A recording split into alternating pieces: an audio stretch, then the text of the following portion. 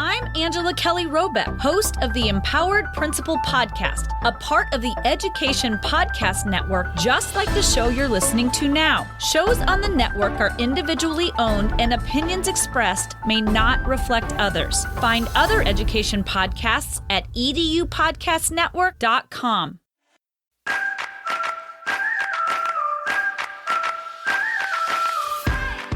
Teaching While Queer is a podcast for 2S LGBTQ+ educational professionals to share their experiences in academia. Hi, I'm your host, Brian Stanton, a theater pedagogue and educator in New York City, and my goal is to share stories from around the world from 2S LGBTQ+ educators. I hope you enjoy Teaching While Queer.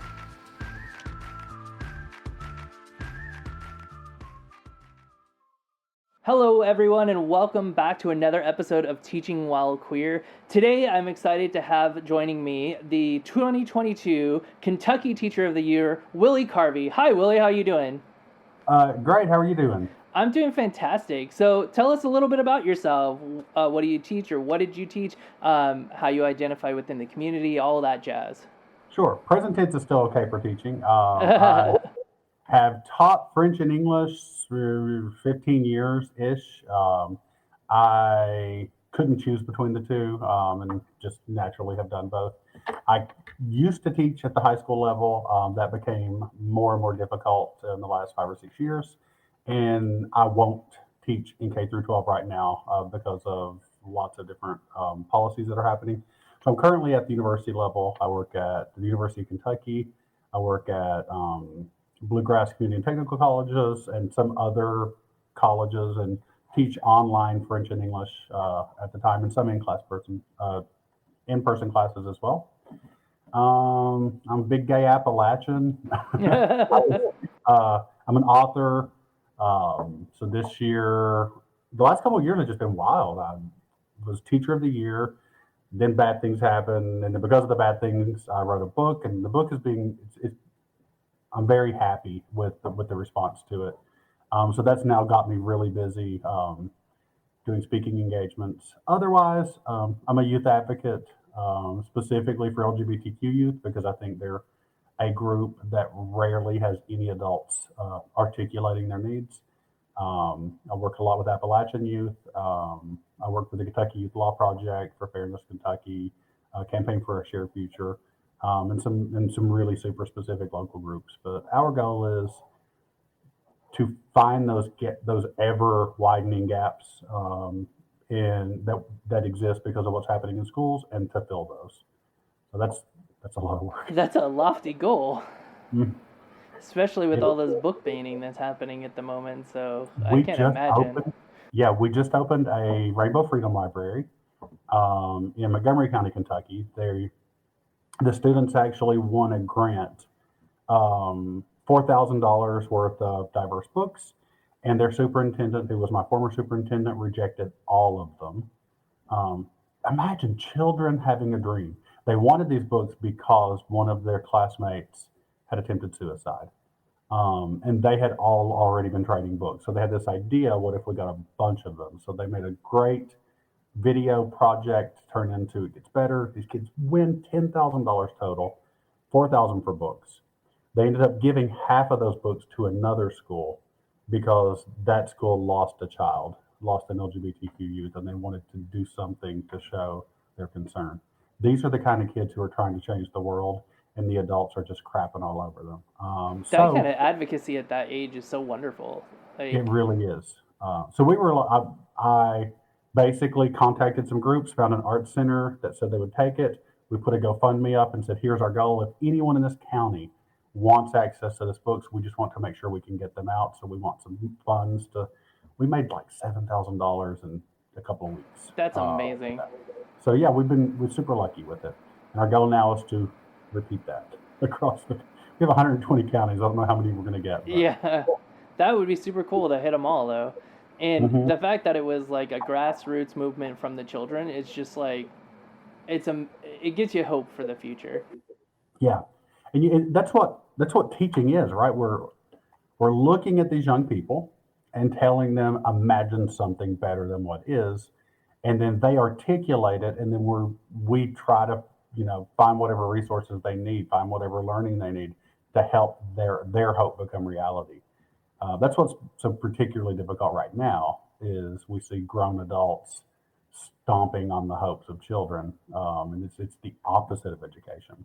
Yeah, I think that's so interesting because there's been this huge push as far as education goes on like having niche type programs like business incubators where you can have Shark Tank at your school, Yeah, and all that stuff, which is so brilliant and so amazing. And it's that same thing. It is allowing these students to address a problem and come yeah, up with a solution and then support it. And it's yeah. like we should be doing that all around, and it shouldn't just be like because we have.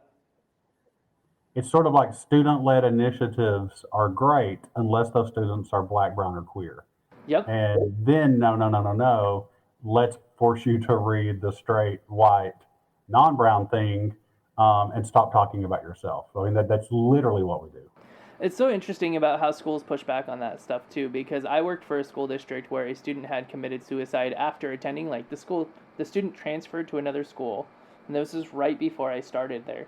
Transferred to another school, but was still being cyberbullied by kids from the school I was teaching at. Committed suicide because he was perceived as gay. His parents went on to create a foundation and get laws passed in Texas, and they're working on national laws about cyberbullying and all that. So this amazing work is happening, but I feel like in the last 4 years, really the last 3 years, that school district has gone backwards on their support of anti-bullying, period. Yeah. I worked at a school that chose me 10 years ago to be, maybe 7 years ago, to be the anti-bullying person. And I brought this program in, LVS, as what it was called, to sort of help implement it. And now it's the exact same situation that you're describing. Anti-bullying equals, I don't know, being against people who want to be violent towards LGBTQ people, and that's their political beliefs now. So the schools respect that. I had, when I became teacher of the year, which was such a beautiful thing, and it happened at the state level. My county hated me. They hated me. I would not have been teacher of the hallway, not for a day. Not even if every other teacher had it 5 times. It was not going to happen because I was queer, from my perspective. So it was really nice to be recognized from the state because we were doing some pretty awesome things in that school. And it was really the students who were doing it, that advocacy that you were talking about. So adults started attacking. First me, so they were going to board meetings. It was inappropriate that I existed really as a queer teacher. They were suggesting that it was nefarious that anyone should know I was gay, and that was proof enough that there was something hypersexual about me and inappropriate about me. And on the advice of lawyers, I refused to respond. And then those attacks moved to social media and online, and they got really big really fast. And on the advice of my lawyers, I did not respond. And because I'm not responding, they start attacking the children. So they were actually sharing pictures of my now former students at their after school jobs, sharing their faces and their names and where they were. And we begged the school to intervene. They could have done anything. They could have talked about what this group did. So it was technically an LGBTQ affirming positivity club. So the goal was positive systemic change, and one of the positive systemic changes that they did was called it an LGBTQ affirming club so that there was a space. But their primary work was cleaning parks, raising money for hurricane victims. They taught themselves Black, brown, and queer history. They literally taught themselves once a week because our schools weren't teaching them. And the school would not speak up. Their response was, we can't respond every time someone has a complaint. Meanwhile, students are being threatened. The police had to get involved because one of the threats was so sincere with one of the former students that they had to remove her from her home. And the school protected those parents' rights to be hateful over the rights of those students.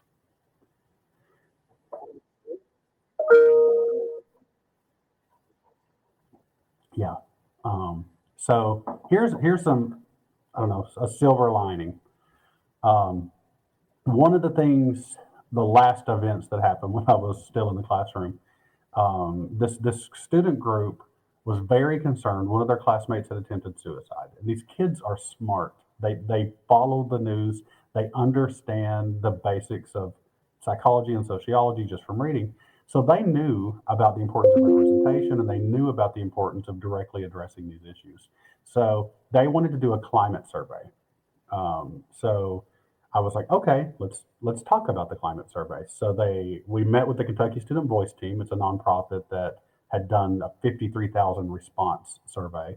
So we met with them, talked about how to do this sort of work. We met with researchers at the University of Kentucky so that these students can make sure that they had a valid, reliable, accurate, authentic assessment that was fair. And then they made the assessment. They presented to the English department about why this was important, and every single English teacher said, yes, let's share your survey in our classrooms. Any student who wants to access it can. No one will be forced, obviously. They banned that survey. And I think it's obvious to anyone paying attention why they banned it. They banned that survey because they didn't want anyone seeing the results, because that survey was specifically measuring the levels of homophobia that kids faced at school, not just from their classmates, but also from their teachers and their administrators. So I love, not that they banned it, but that they banned it hoping that information would never get out. One, I've got that information because over 200 students responded. Two, there have now been something like 65 news stories about the homophobia in the school district. And those news stories have happened in the UK, Australia, the United States, Canada. So I love that we're not going to bury this. And so I was happy to quit, because that frees up for me the opportunity to consistently talk about this anytime that I can, and to make sure that we're not covering up the intense transphobia and homophobia that are happening in our K-12 schools, because those students have every right to be just as free as any other student. Absolutely. So let's dive a little bit into your background. What was it like for you? You've got these amazing queer and ally students that you've worked with. What was it like for you as a queer student? It's not that is the short answer. I think I'm really lucky in some ways growing up when I did, in mainly the 90s, in that I did not exist fully as a human yet. There was no queer part of me that was articulated. I don't think I really had a language to articulate it, at least not to other people. The language I had was Jerry Springer. Literally, there are 2 poems about Jerry Springer in my collection, because if nothing else, I knew someday I will grow up and here's some version of me that's still alive, right? Maybe they're being made fun of, but they're still here. So I had that idea, I'll still be here. I just didn't know what it would look like, or who I would have in my life. And I knew that by 4th grade. And then I was lucky that school was outside of that silence, not a place where people were trying to harm. People just didn't know how to help.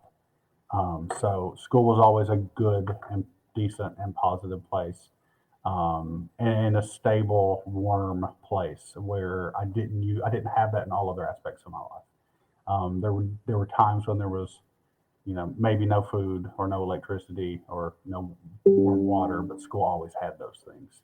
So school was this like magic place that I loved from day one, and I always wanted to be a part of it for that reason. And I guess, I don't know. I look back, I didn't come out in high school. I didn't try to come out in high school. It wasn't until college that I really did.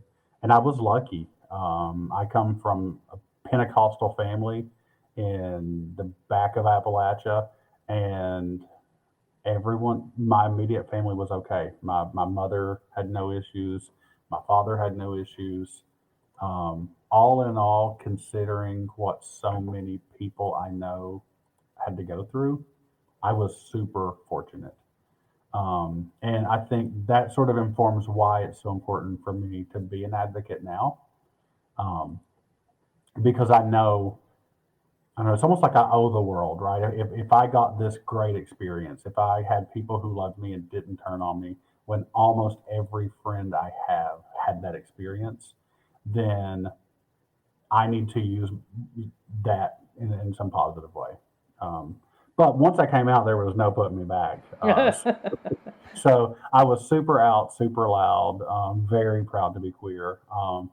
And I kind of had this defiance when people were like, "Why are you going to be a teacher?" And I was like, "I'm going to make it work." Um, and it was there's something. Okay, I'm going to get weird, but all right, we have two new kittens, and one of the kittens is like this big, but she just assumes that she's going to run the world.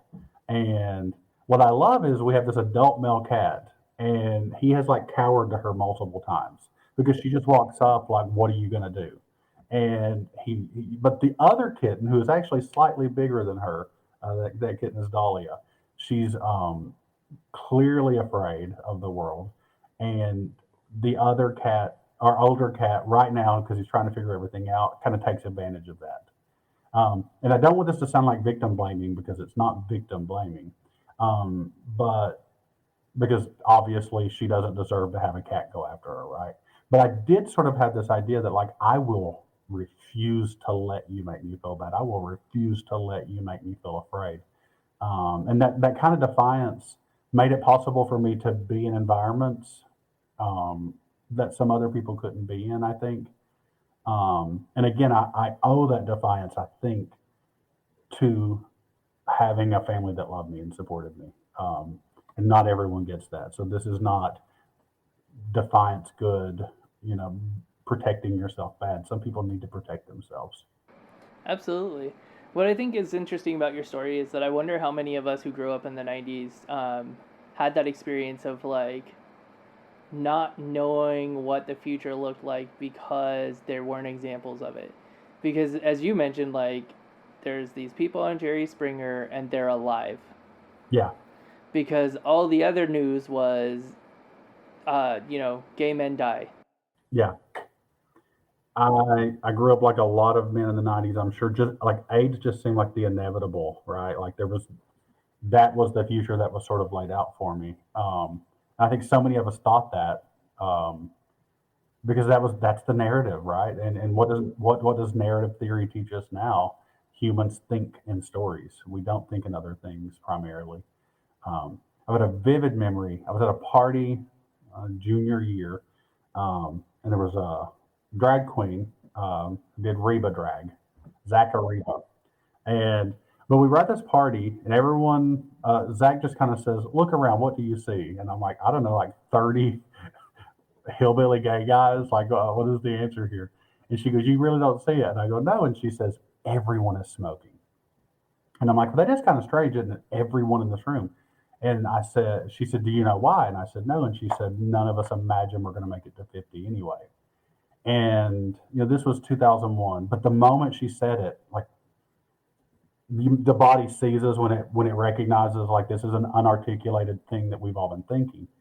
Um, so I think there was a lot of truth, drag queens and their truth. Um, so They know how to um, tell it how it is. they do. Beautiful thing, Zach disappeared. He was there once and then just gone. So I didn't talk to him for years. I didn't have social media either, which probably made it much harder for me to get a hold of people until this year, 2022. So I had a moment day before we meet the president actually, where I was just like, I can't teach anymore. I can't do this. And I tweeted something desperate. I had like 200 followers. Something like, "I'm the 2022 Kentucky Teacher of the Year. I'm a proud gay man, but I'm exhausted and I cannot do this anymore." And then I went to sleep. And then I woke up and I had like 65,000 responses. And of all those people, I see this person being like, "Hey, I made it, and you can make it too, and we're going to be okay. You can be my friend if you want." And then I notice it's actually Zach, who had gone to Tennessee, gotten his doctorate, and kind of made it. And there we are, like reconnecting a decade later. Anyway, I say all this to say the moment that we actually got back in touch, he was like, "Well, here we are." And I was like, "Here we are," because we didn't. That's really beautiful.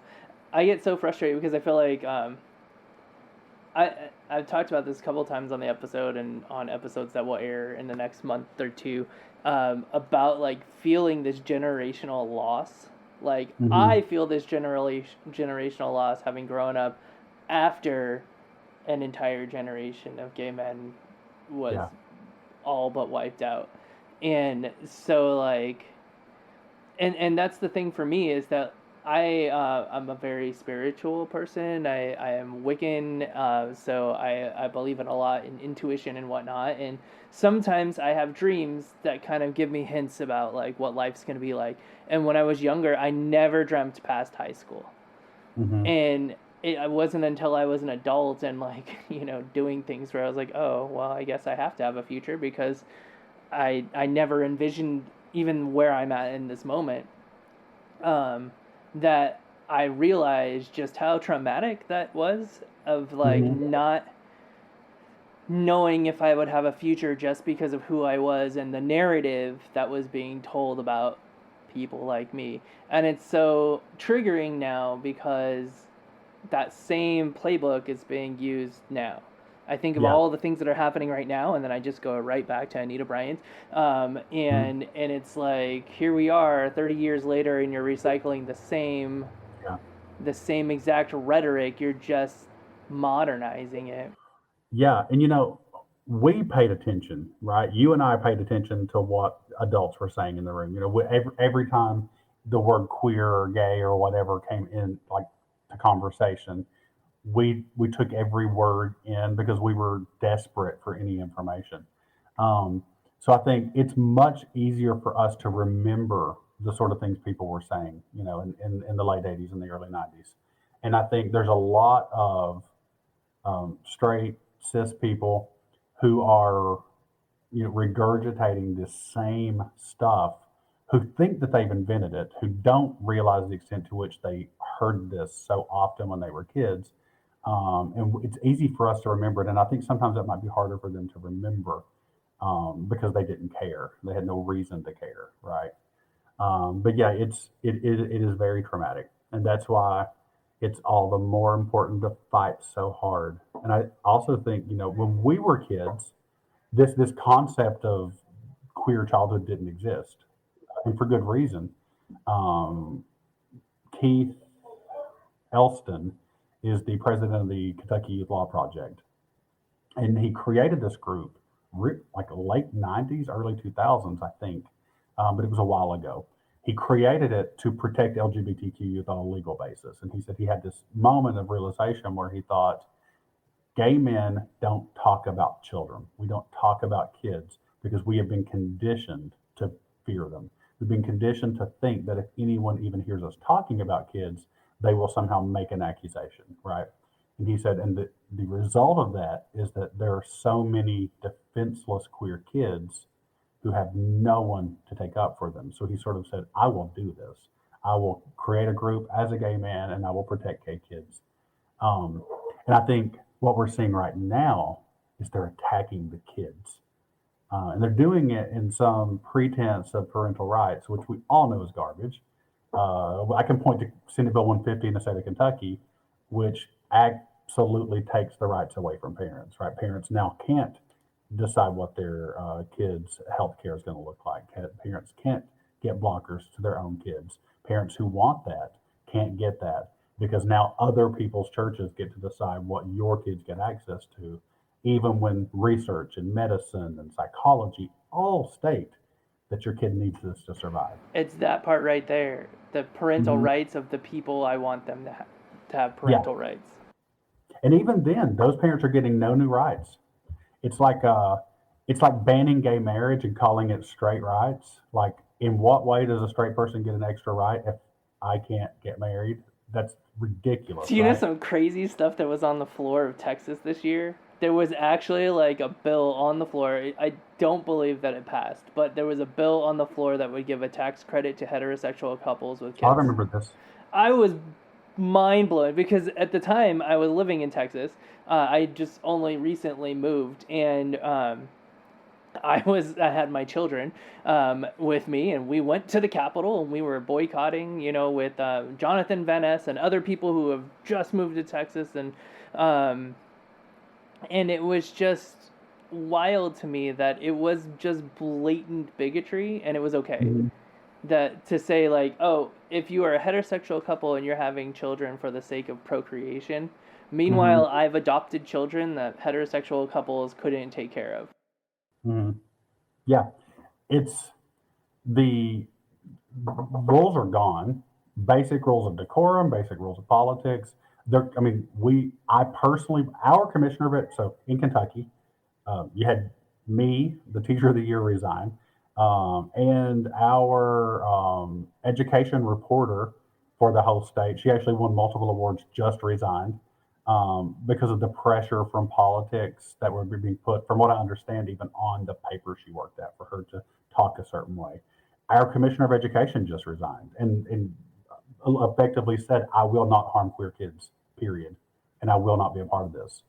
Um, there's because of how these people are acting. Senate Bill 150.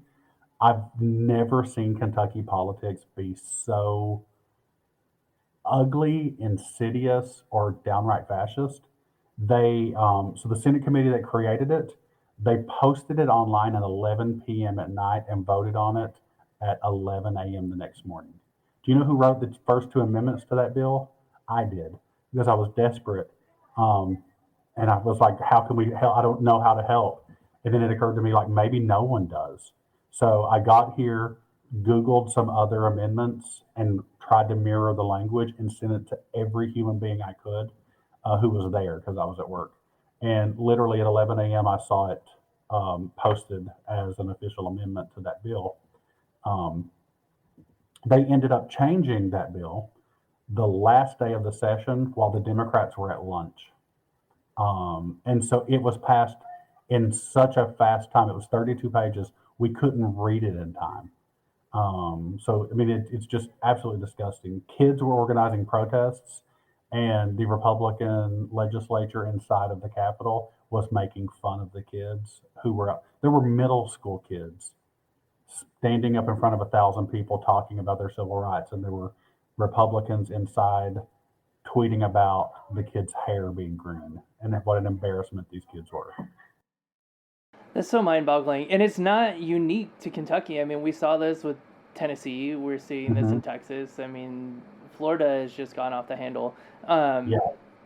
And even California right now, I follow a lot of California advocacy groups because I am originally from there, Mm-hmm.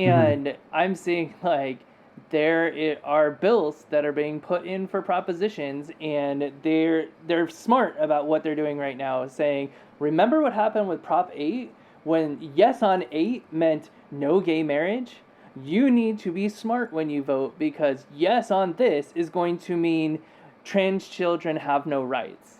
And Mm-hmm. so they're being like really open and blunt about it, which I appreciate. I just hope that they do a good enough job with messaging because when Yeah. these bills get before the public, I mean, I don't know why anybody has the right to vote on our civil rights, but here we are. Mm-hmm. This is the democratic republic that we live in.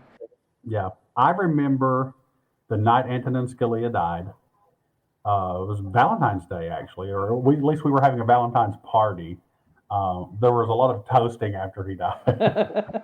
And then we watched them refuse to give Obama a judicial nominee. And I said to my husband, this is it. America's dead.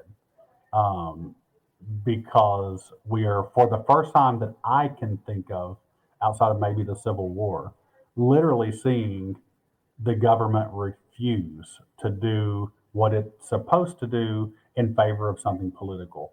And that set into motion a series of events that gave us this court that we have now, which, how do we solve that court?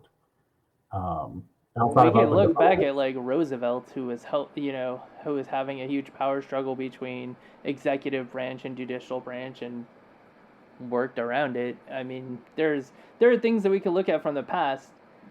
It's just that I don't think right now that we have the politicians in place to do something about it because uh, the Democratic Party is playing business as usual, and the Republican Party is playing to kill, literally. Yeah. It's so funny when people call me a Democrat, and I'm like, I'm just an anti-Republican. It's like I have a choice between, I don't know, some amorphous blob and someone with a gun that wants to kill me. I'm going to choose the blob, right? I don't think the blob's going to do anything, but at least it's not the guy trying to kill me. And if that's the slogan of the entire Democratic Party, we're not trying to kill you, that's enough. They've really, that's what's so mind-boggling. They don't have to do anything. They just have to galvanize enough voters to win. Because so I live in rural, conservative Appalachian Kentucky. We are still majority Democrat, but nobody votes. So that's the only goal of the Democratic Party: get young people to vote. And there are enough issues that they should want to. And I've learned this. I'm not a politician by any stretch of the imagination, but people want to do something right now. People don't believe in politics as an avenue to get things done, but people want to change things. And it's been the lesson of the year for me, the lesson of the last couple of years, that if I come up with this idea of what I think needs to happen to help these kids, and I say it out loud, I get so much support, like immediately. We are having an LGBTQ youth conference, and it took just a couple of phone calls, and I had senators, I had the governor, I had groups from New York and Tennessee and Ohio and DC, all coming for free to come just talk to these kids. And that's what I know. People want to help. People just don't believe in politics at all. And politics, it is an environment that we have to use to help these kids, because otherwise we're going to keep losing rights and ground. Right. If you don't play the game, you're going to lose. And that's kind of where we're sitting at. If you don't go and vote, then it's not going to go your way. Yeah. And I get it. Every teacher who has ever existed has at some point wanted to do something because they knew it was right and chosen something else because of political expediency, because of whatever else was going on in their lives. I've been that teacher who, I don't know, wanted to do this lesson but chose another. So I'm not trying to absolve myself when I make this criticism, but what I am seeing across the board in the state of Kentucky is that the vast majority of teachers just don't fight back. They refuse to play. They think maybe they're not playing the game, but they're playing the game. When someone says, take down the pride flag, when someone says, erase this person from your lesson, and they do it. There is no amount of money or security that is going to make me pull the Black names out of my syllabus. There is no amount that's going to make me pull the queer names. There is nothing anyone can do to make me out a trans child. It is not going to happen. So I don't know. I don't know what playing the game looks like, but I do know this: when our retirements were up to be lost in 2017 or 18, teachers swarmed the Capitol. Where are they now? There are some great teachers who are fighting, and I'm not saying that all teachers aren't, but I would love to see them fight for children the way they fought for their retirement. Well, it's interesting in Texas, they write it into your contract and your teaching license that you're not allowed to unionize. You're not allowed to critique the educational system without fear of having your license censured. And I'm just sitting here going like, yeah, but if we all did it, like, right. What's going to happen? What are they going to do? Yeah, so strikes are illegal in Kentucky. Calling in sick isn't. So when we had our last governor, who was crazy, it was like all of us had the same idea at the same time. Like, let's just call in sick. So my entire department, we were talking about it because there was a sewage bill and they tried to add teacher retirement to it. So we were all like, we're sick. I'm literally too stressed to work. So across the state, schools were shut down for like 5 days because no one was going in. And that brought them to their knees, right? The whole idea that there can be a law to prevent a union ignores how unions started, right? They were never legally popular. The whole goal of a union is to disrupt the system, not be a part of the system. Um, yeah, here I am very proud to be a part of Kentucky 120 United. It's a new union here, and the other union has its uses. That's KEA, which is a part of the NEA, but it's very politicized. It's very sort of in bed with politics as are. And so this group of angry women, about 10 of them, half of them from Appalachia, half of them from the city, were like, you know what, we're done. We're starting our own union. And they were laughed at, like, this is ridiculous. You're not going to do it. But then there were 20, and then there were 30, and then there were 40. Now there are thousands, and it has literal political clout. And the American Federation of Teachers said, hey, if you want to be sort of under our umbrella, you're welcome, and we will help you in whatever way that you want. And they have been super outspoken on trans youth. And what we've seen is in those districts where they're fighting the hardest, we don't have interpretations of that law, our anti-LGBTQ law, that are as harmful. And I don't know if I'm assuming it's the same way everywhere. In Kentucky, counties have control. So the best counties, basically the rule is if a parent asks, we have to tell. And the kid gets to choose, right? The kid gets to choose what to tell us or what not to tell us. In the worst counties, it's like it's entrapment.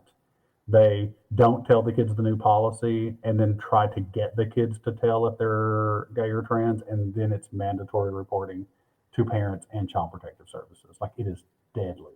That's wild. I really struggle with a party that's so focused on local control, and it's like really getting down to like school boards. Like, I feel like school boards right now have more power than mayors.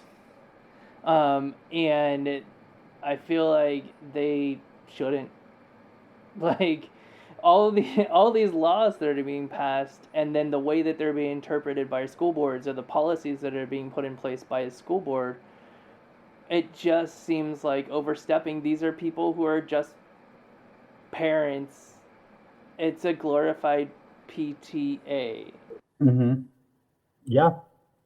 And the amount of, so we had a legal decision in 1991 in Kentucky that instituted something called the Kentucky Education Reform Act, because basically we found that kids living in poverty had really crappy educations, and our state constitution actually affords all students the right to an equitable education from the 1890s. It also prohibits religious funds being given to religious schools from the 1890s. For anyone who thinks that's some new age idea that we separate. No, you have to open it. God forbid they do, right?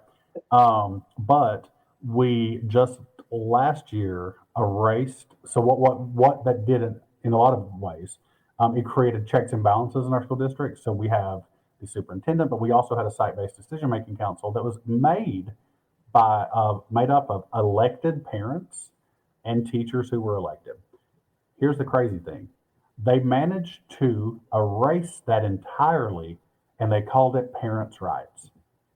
So the only organization in the entirety of our education system that had actual parents who were in charge of curriculum was dissolved, and Republicans won that by screaming about parent rights.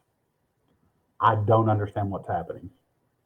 I think it's just people really hate LGBTQ people. I think they really hate Black and brown people. And the easiest way to show off that hate, I don't know how to turn this off, I'm sorry. The easiest way to turn off, the easiest way to demonstrate that hate is to vote Republican. Because, all the polls show that most of the things that the Republican Party is doing are not popular, at least here, for example. Our anti-LGBTQ bill, over 70% of Kentuckians did not want this to happen, yet it happened. And it's not just gerrymandering. I know that it accounts for a lot of it, but it doesn't explain the absolute fearlessness with which Republicans act irresponsibly and innate. Yeah, I don't believe in an afterlife per se. Like my goal is just to be recycled back in here in many different iterations. But I kind of fear for people who believe in an afterlife and think that they're doing the right thing when the right thing is harming others. I don't often believe in hell, but when I see Mitch McConnell, I certainly hope. Just for a moment, maybe there is. That's basically my belief. Sorry, I don't believe in hell, but I think it would be nice when Yeah, I there watch was a it. video recently where he like stopped speaking, and it like got a lot of attention, and people were making fun of him. And I'm not here for like the making fun of older people, but what it made me think of was like, why are these people running our government? Mm-hmm. Because I look at him and I look at Feinstein, who I'm from California, and my entire life, she had represented me until I moved out of the state. My entire Mm-hmm. life. And I'm just looking at it going like, we had all these options with the Democratic Party in the last election, and it came down to two very old white men. Mm-hmm. I mean, Bernie Sanders, fantastic, and I know that there's a lot of young people that love what he's doing, and he's doing great things, but he's still an old white man, and we have so much diversity, and the median age in this country is a millennial. Mm-hmm. So, like, why aren't there more people in our government who are my age, or younger, or slightly older, or even just a span of all of it? Mm-hmm. And so, like, that video came out, and one, I don't like him in general, but I'm not here to make fun of him. I feel that same way about, like, the governor of Texas. A lot of people make fun of him because he's like a horrible person, but he was in an accident that left him in a wheelchair, and so they make fun of him because he's in a wheelchair. But Mm-hmm. I'm not here for that. Let's just talk about the fact that he's a horrible person. He benefited from an accident where he sued people and made millions of money off of it, and then promptly passed a law saying that you can't do that. So, like, yeah, he's a horrible person, but I'm not going to go after him because At least not of the that physical. stuff. I would definitely go after other stuff. Yeah, absolutely. But not the physical stuff because No.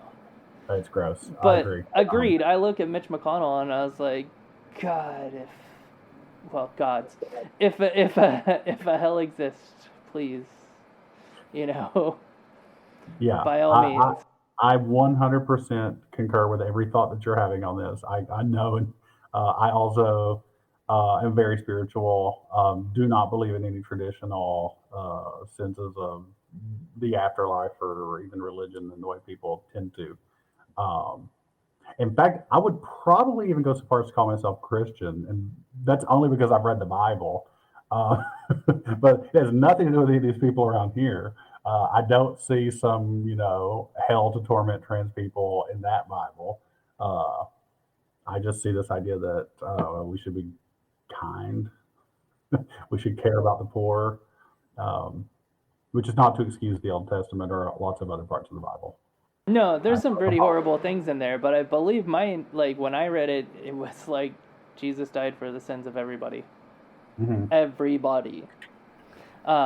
And we But don't even have to get into theology, but yeah, I yeah, mean, he says the whole like, I came to, I didn't come, I came to fulfill this. I am setting you free. You are not bound to this stuff. So I don't understand what people are reading. yeah, I it's would say wild. When I the was when I was younger, I went through this and it was part of my sexuality journey, I guess.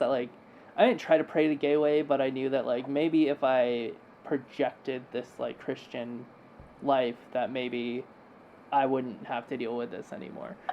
mm, And so I went through this whole process when I was a teenager of like reading the Bible and all that stuff, and I don't have a problem with Christianity from what I read. I have a mhm, problem with how Christianity is playing out in the yeah, and I think that can probably be said of anything that takes power, right? I think what causes me to be so particularly outspoken on that issue is that it's the irony of it all, right? It's the harm not the poor becomes let's harm the poor. It's the don't judge your neighbor becomes let's judge our neighbor super harshly. It's the suffer unto me children, which becomes children are idiots and have no rights and don't, it's It's let's take this and twist it until it somehow becomes the exact opposite of what it says, and then use that word, right? Um, there was a Newsweek article last week, I think, and they were interviewing all of these pastors and priests who are like, okay, this moment we're having, this sort of fascist post-Trump or sparked by Trump moment, has caused people to be so violent, vicious, angry, and hateful of this concept woke that they can't understand. So they define anything remotely progressive as woke, that people are starting to get angry at sermons when Christ is cited. And so there's a particular pastor who says that he was reading the Turn the Other Cheek sermon, and that people were coming angrily and saying you shouldn't be reading this woke garbage. And he was like, this is Jesus. But and he said, someone said, maybe that was good then, but that doesn't work now. So I'm like, wow, a Christianity that hates Jesus is an interesting Christianity. It's a very interesting time that we are living in, and Mhm. and I don't know. I'm at one of those places like I was when I was a kid. I don't know what the future is. So, before we wrap up, we've got all these laws being thrown around in pretty restrictive environments for school communities. What are some things that you think the schools can do to help create inclusive spaces, even if these laws have restrictions for them? I will cite Kentucky Commissioner of Education Jason Glass, whose number one piece of advice is do not obey rules in advance. And I think do not ask questions about the rules in advance. And what teachers sometimes have a tendency to do, because they're rule followers and teachers are communicators and they like clarity. I'll give you so if your superintendent says, remember, we don't have wall hangings about sexuality, do not ask, does a rainbow flag count, right? They're hoping that you will tell them it does in your own words. They're hoping that you will just preemptively take it down. I say, whatever rule that you're seeing, um, take it in the least restrictive way possible and refuse to do harm. So if we look at the example that's I know, which is Kentucky's example, which is no instruction or presentation on gender identity, or gender expression. Okay, all human beings have all three of those. So it has nothing to do with LGBTQ people. We know the intent was that, right? But they wrote it ambiguously so that they could say, we weren't trying to be anti LGBTQ. Meanwhile, we're taking out books about gay penguins, right? So I say, read the bills, do not obey in advance, fight the system. You, this is just a truth for any teacher teaching in Kentucky, Tennessee, Alabama, Georgia, Texas, and probably all the square states over there too. Um, you can't follow the rules and be a good person. Period. Period. You cannot enforce every rule that they're telling you and be a good person. Every single teacher out there knows that there are times when you let the kid retake the test. There are times when you say, you know what, we're not worrying about homework this month because you have other needs that matter more than what the paper says. And your LGBTQ kids have lots of needs that matter more than what that paper says. So refuse to be a part of it. Do whatever you need to do to sleep at night. And it's really possible to make inclusive spaces. Um, it really just means refusing to pretend that queer people don't exist, taking lessons from the past and coding things as queer, even if they're not queer. There are so many ways to do that if you're willing to think about what it looks like. Um, and what I, my biggest piece of advice, just from a legal perspective, there is one human being in your school who has the most rights of anyone else, and that's the student. So if you're not allowed to say gay, they are. Encourage them to. If you're not allowed to present them with short stories about queer lives, then let them write short stories about their queer lives and share those. Um, that's my big dream right now, is creating some curriculum that is created on the spot by students and is shared with each other. And I was doing that my last semester. My school had a no racial rule, which we broke the heck out of. Um, and the students created the lit. We talked about the lit. Sometimes it was anonymous. Sometimes the students put their names on it. But it was great because they were creating, and we were also getting to talk about their lives. So include your students' lives as much as possible and signal to them that you care about their lives. Awesome. Before we wrap up, you have the opportunity to ask me a question, whatever comes to the top of your mind. All right. So you were almost Texas Teacher of the Year. What would your platform have been had you So won? let me preface this for everybody. I was competing for Texas Teacher of the Year because I'd won at my district level and gotten like designations that come with that and whatnot. And so I made it to the round just before the Teacher of the Year round, which is the regional round. And so when I did that, I had to come up with my platform, which was love the children. When I give my speech at convocation, which is not common everywhere, I don't think. I don't know how many schools do convocation. It was new to me when I came to Texas. But at convocation, when I gave my speech, it was about how I was outed in high school. I was ostracized by students and teachers, and had a really rough time in my family for a little bit. The irony is my parents don't even remember. But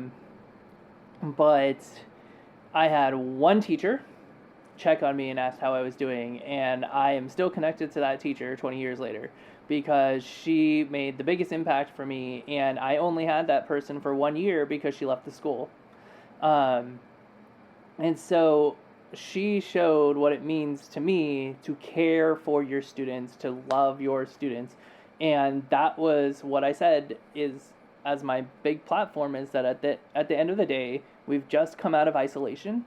I'm not going to say we came out of a pandemic because it's still happening. We just came out of isolation.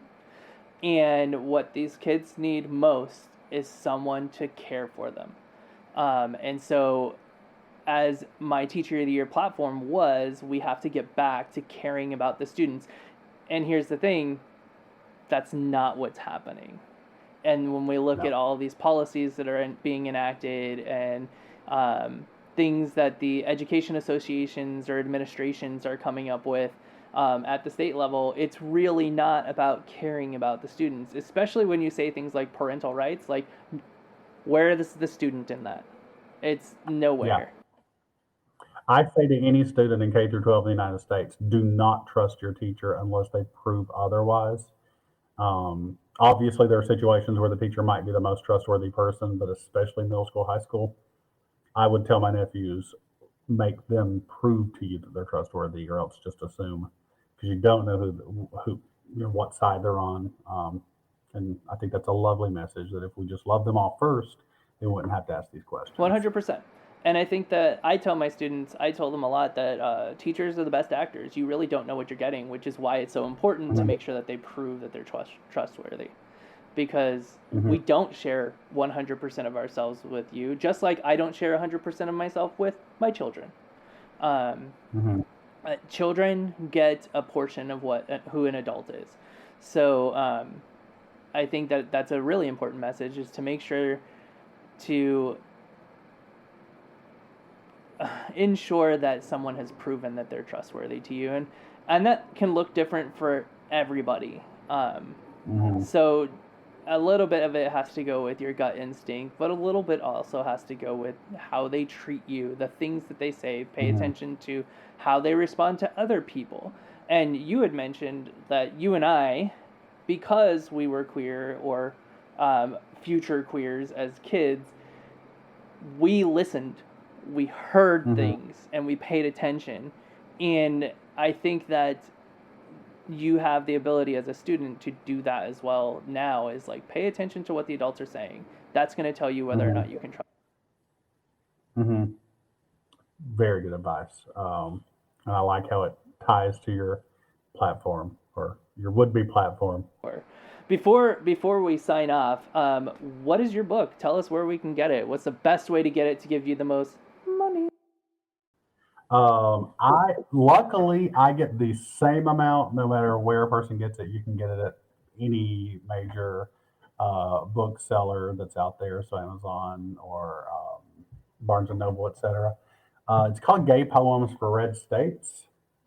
And let's see, what else might you need to know? If you go to your local bookstore, ask them for it.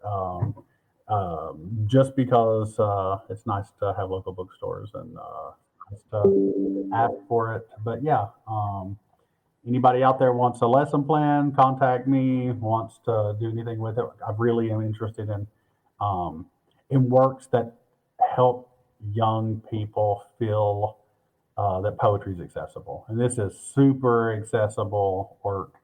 And my biggest hope, this is just something I honed as a belief when I was a teacher. It's that if you can be super vulnerable, if you can literally sort of lay out in front of someone standing right in front of you, here is who I am, they almost always mirror back that energy to you. Because I think we're all really desperate to really connect with other human beings. And so I thought, well, what if I did this in poetry? Well, would people respond in poetry? And it's amazing the number of people who've read this and then who send me poems. And it's not like in the book, like write me a poem. It was just this hope that I had that somehow this would make people write poetry, and people are writing me poetry. So anyway, that's the plug for the book, but do whatever you need to do to make sure that your students feel that they can express it. Well, thank you so much for spending the afternoon with me. I really appreciate it. And thank you all at home for enjoying this episode of Teaching While Queer. Thank you. Bye. Brian, you're beautiful. I've appreciated all of this. Thank you. Have a good day. You too. Bye. Bye.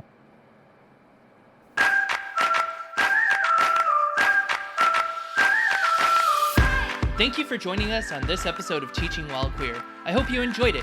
If you did, make sure to subscribe wherever you listen to your favorite podcast. Leave a review, and that would help out tremendously. You can also support the podcast by going to www.teachingwhilequeer.com and hit support the show. Thanks so much, and have a great day.